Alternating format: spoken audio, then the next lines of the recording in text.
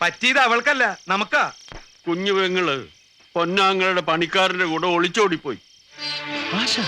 അതേടാ, മോന്തായം വളഞ്ഞാൽ 64 വളഞ്ഞൊന്ന.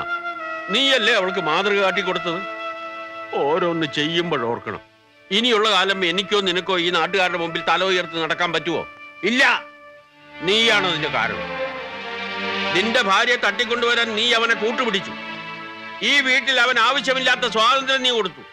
കല്യാണ പ്രായമെത്തിയ ഒരു പെണ്ണ് ഈ വീട്ടിലുണ്ടെന്നുള്ള കാര്യം നീ ഓർത്തില്ല. ഞാൻ അപ്പോഴേ പറഞ്ഞതാ അവൻ ശരിയല്ലെന്ന്. അപ്പൊ നീ പറഞ്ഞു ഞങ്ങളെക്കാൾ ഭേദം അവനാണെന്ന്. ഇപ്പൊ എന്തായിടാ, ഒരു ഒറ്റ അടി വെച്ചെന്നുണ്ടല്ലോ. അവളെ കുറ്റം പറഞ്ഞിട്ട് കാര്യമില്ല. സ്വന്തം ചേട്ടന്റെ മനസാക്ഷി സൂക്ഷിപ്പുകാരനല്ലേ അവൻ. എടാ, സോഷ്യലിസം എന്നും പറഞ്ഞു ബാലിക്കാരനെ സ്വന്തം കിടപ്പറ വരെ കയറ്റി നിരങ്ങാൻ അനുവദിക്കുന്ന എല്ലാവന്റെയും ഗതിയിതാ. തേണുകേ, അവൾ എഴുതി വെച്ച കത്തെടുത്ത് അളിയന് കൊടുക്ക, വായിച്ച് രസിക്കട്ടെ. നല്ല ഫാമിലി.